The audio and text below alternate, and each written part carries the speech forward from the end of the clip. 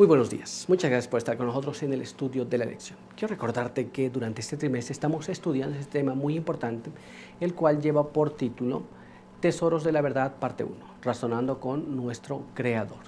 Y en esta semana que ya estamos avanzando bastante, tenemos un tema muy interesante, el cual lleva por título Santifícalos en tu verdad. Muy bien, es un tema muy interesante que ya estamos viendo cómo Dios va trabajando en nuestras vidas. Pero antes de continuar, vamos a ver lo que está escrito en este siguiente párrafo, que es el texto que estamos aprendiendo de memoria y se encuentra en Proverbios capítulo 4, verso 18. Mas la senda de los justos es como la luz de la aurora, que va en aumento hasta que el día es perfecto. Con este pensamiento, quiero invitarte para que juntos podamos tener una oración. Acompáñame.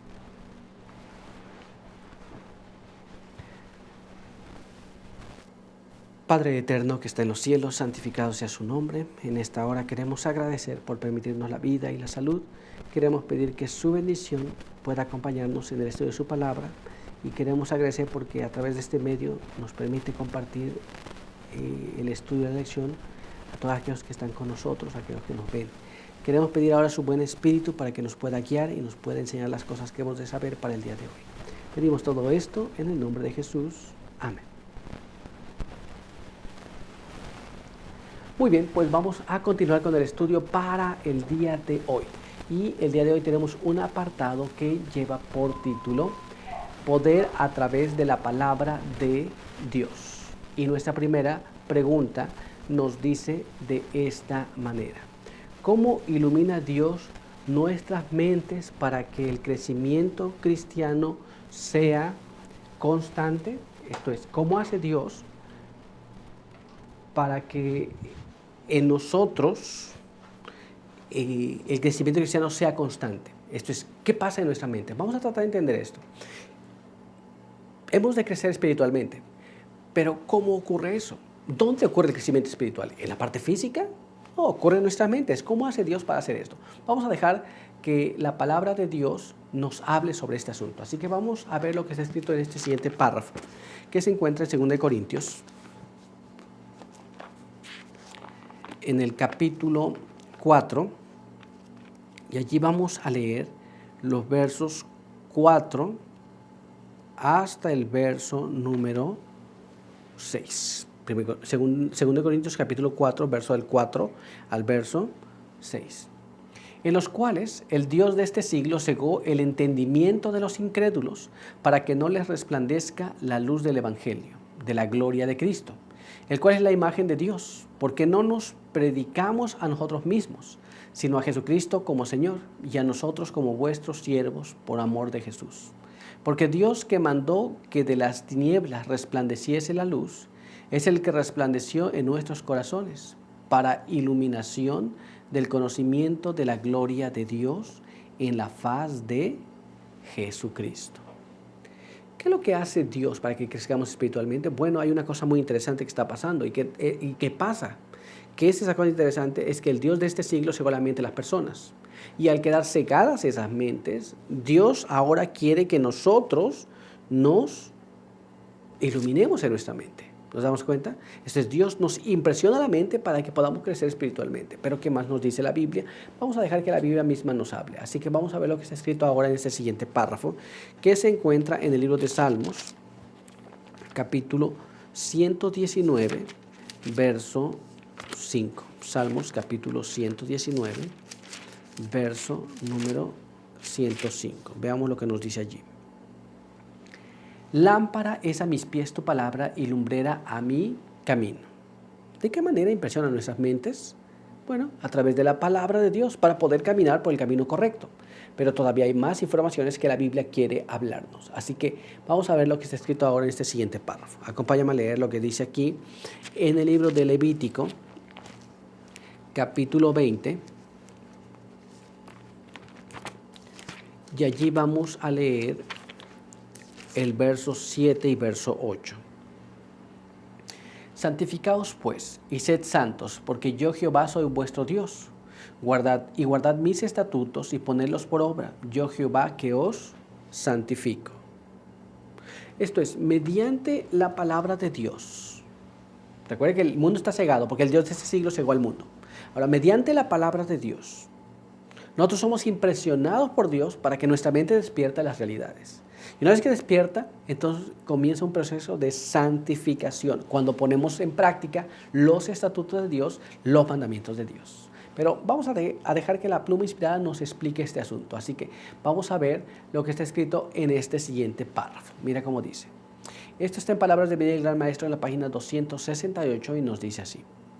Cuando la voluntad del hombre coopera con la voluntad de Dios, llega a ser omnipotente.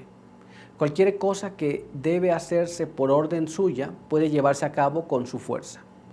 Todos sus mandatos son habilitaciones. Muchas personas dicen, ¿sabe qué? Dios manda hacer esto y lo otro, es demasiado, no puedo. Cada vez que Dios dice, vas a hacer esto, Dios te da la capacidad de hacerlo.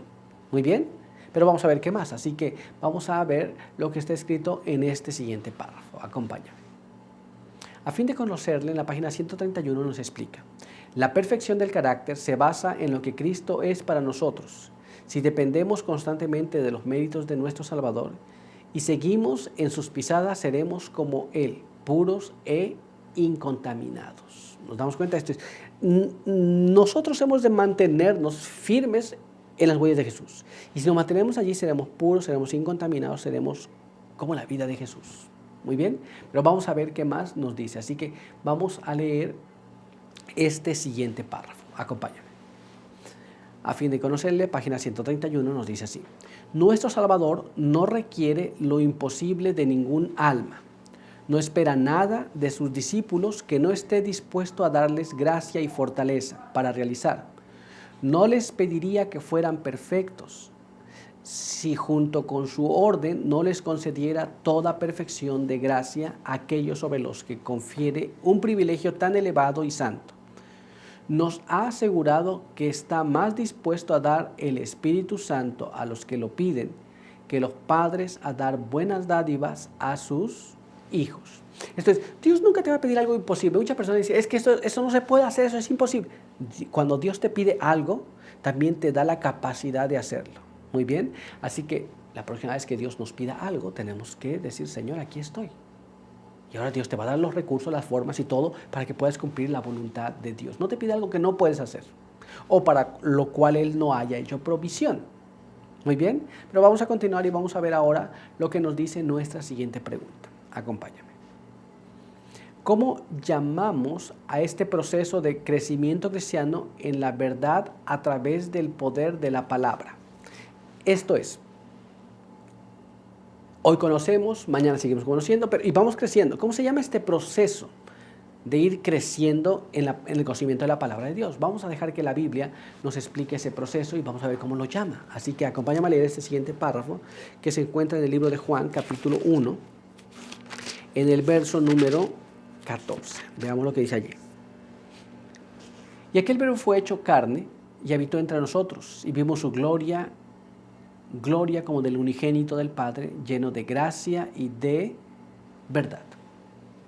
Así que, si contemplamos a Jesús, vimos la gloria de Dios. Muy bien, pero el proceso, ¿dónde está el proceso aquí? Vamos a ver lo que nos dice la palabra de Dios.